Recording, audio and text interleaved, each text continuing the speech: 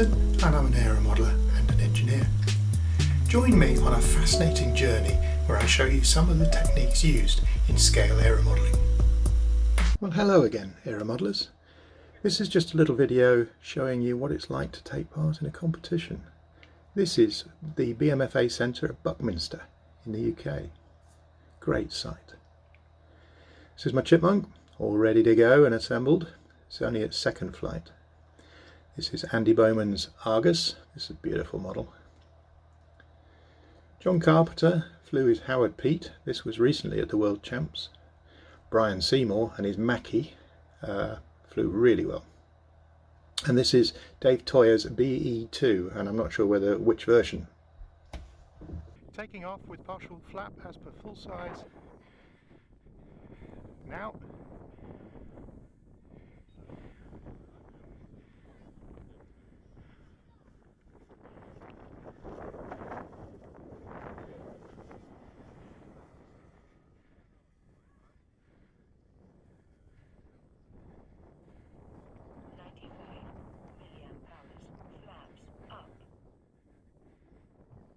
Complete. Chandelle. 205 milliamp hours. Starting now.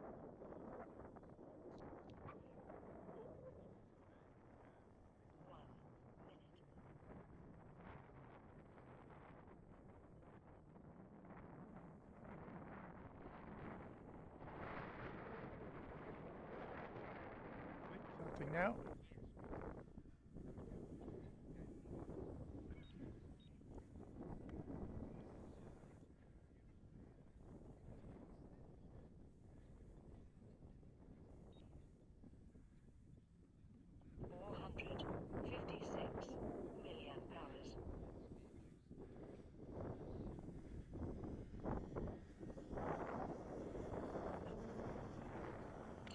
Complete. Now.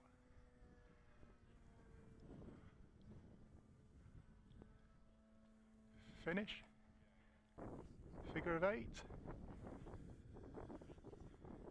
Starting now.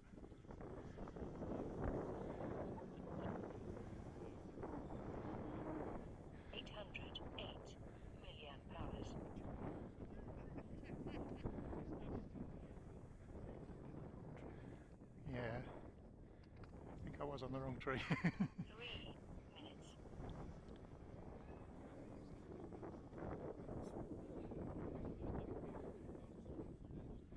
It's quite bumpy up there, isn't it? Yeah, there's a mixture of thermic and... Yeah. 964 milliamp hours. Complete. Next maneuver is the 100 loop starting now. milliamp hours.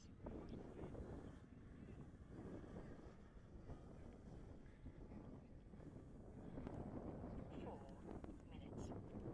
Oh, that was rubbish. Finish. next maneuver, wingo. Starting now.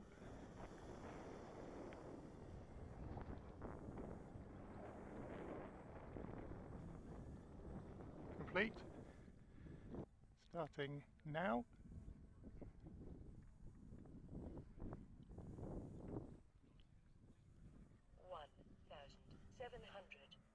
Finish. Milliamp hours. Next And maneuver, go with full flap. Partial flaps.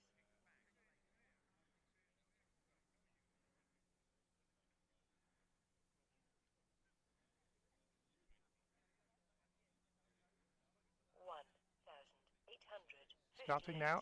Milliamp hours. Flaps down.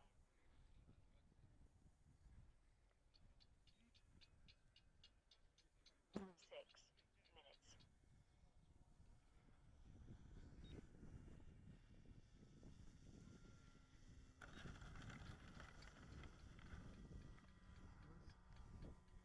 Partial flaps.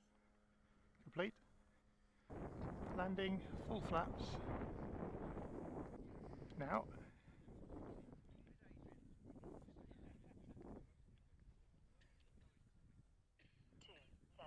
129 milliamp hours.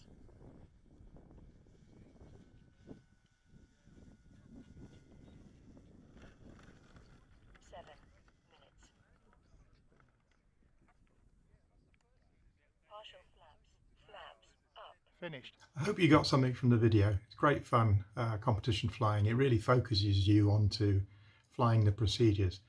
It seems very basic and very simple, but actually it's very difficult to do accurately and as per the book. You must call now, start, finish, etc. at exactly the point that the BMFA competition guide tells you, and that's, counts for a lot. You must position the model very well. You must do your loops right on the center of the judges. They'll tell you that tree on the horizon, and you recognize it and you say that tree is your center line. And it's a lot harder than you think to try and actually find that tree, as you probably saw with the figure of 8. I flew towards myself from the left and then turned left towards the tree, but I'd missed the tree. It was the wrong tree. I'd moved over 2 or 3 trees.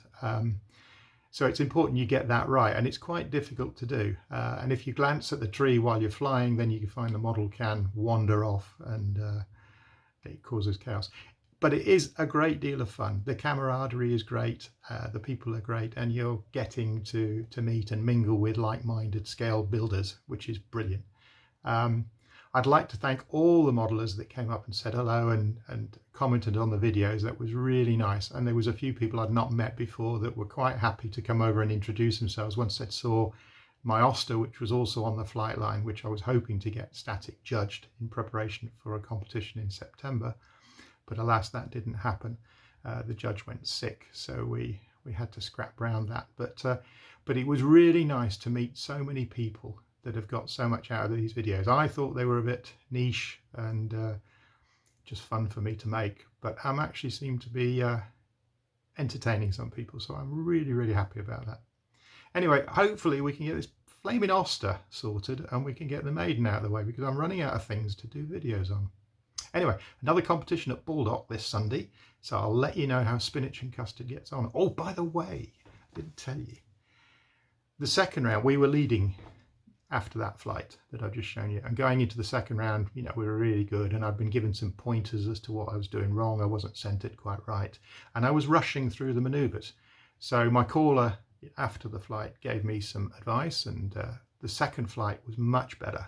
And I thought the first flight was really good, but the second flight I was more centered. My figure of 8 was better.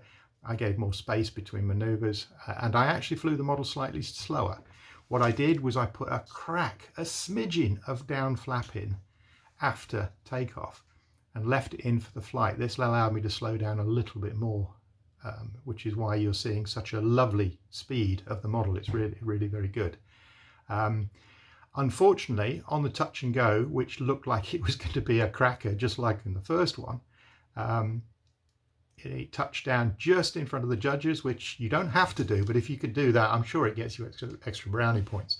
I touched down right in front of the judges, and the left oleo immediately decided it was going to spin in the leg, and it turned completely 90 degrees to port. The model immediately stopped dead in its tracks, pitched forward, nosed over, and that was the end of the touch and go. Unfortunately, because I hadn't yet done the landing, I lost the points for landing as well. And as you know, the K factor for takeoff, landing, and smoothness of flight make up something like 40% of your score. So if you don't get a good landing, yeah, you're goosed. So we slipped down from first to third in the light scale class, which is what I was entering, which is a real shame. But when you consider that was only the second flight of that model, I'd only done a quick test flight last week, I'm really pleased with that. And it sits on the approach beautifully. I think it's going to do beautiful touch and goes and landings. We'll just have to see how well it goes when the wind comes up, because as you can see, that was quite a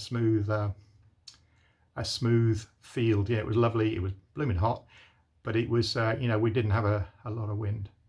Anyway, I hope you enjoyed that. A bit different to what we normally do, but it might give you an idea of scale competitions. And if you want to have a go, please just have a look in the BMFA news. It'll give you the calendar of when the events are happening. And if you want to come along, if you need a caller, just ask and I'll guide you through it. It's brilliant. It's really good fun.